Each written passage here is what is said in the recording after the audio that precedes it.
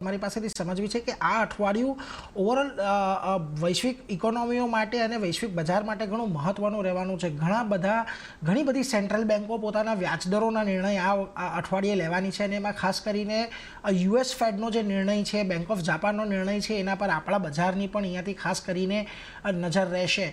તમને લાગે છે આ બધી ઇવેન્ટો પણ થોડી ઘણી બજાર પર અસર આપી શકે છે અને ખાસ કરીને યુએસ ફેડનો જે 5% વ્યાજદર કાપ છે એનાથી કોઈક બહુ મોટો ફેરફાર આપણને થતો જોવા મળશે?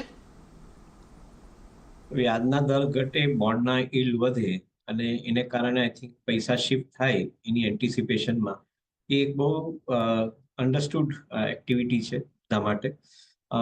અમે લોકો એવું માનીએ છીએ કે યુએસ ફેડના રેટ રિડક્શન માટેનો જે પ્રક્રિયા છે એ લગભગ આવનારા 6 ક્વાર્ટર સુધી ચાલશે. એટલે દરેક ક્વાર્ટરની અંદર ગ્રેજ્યુઅલી અમુક રેટ ઓફ ઇન્ટરેસ્ટ ઘટતા આવશે અને એને કારણે ત્યાં આગળ યીલ્ડ ઇમ્પ્રુવ થાય.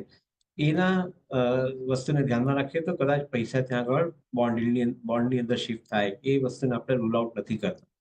સો because of that particular process આવનારા 6 ક્વાર્ટરની અંદર this is going to be reality. અને જેમ જેમ વ્યાજના દર ઘટતા જાય તેમ તેમ બેન્કિંગ અને ફાઇનાન્શિયલ કંપનીઓ માટેનું એક પરિસ્થિતિ થોડીક બેટર થતી જાય. કારણ કે કોસ્ટ ઓફ બોરોઈંગ નીચે આવે at the same time lending એટલી શાર્પલી નીચે નથી આવતી.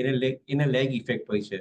લેન્ડિંગની કોસ્ટ ને ઘટવા માટે લગભગ 2 કે 3 ક્વાર્ટર લાગે છે, જ્યારે બોરોઈંગની કોસ્ટને એટલે એ જે પીરિયડની અંદર જે એડજસ્ટમેન્ટ છે તેમાં તમને એડવાન્ટેજ મળે છે.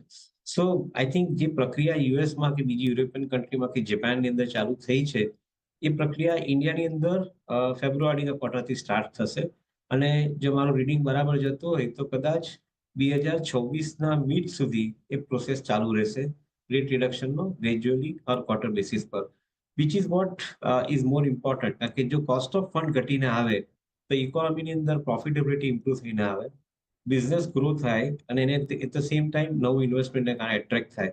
So we are extremely bullish about the possibility of attracting new money into our markets because of the rate cut situation which is emerging now.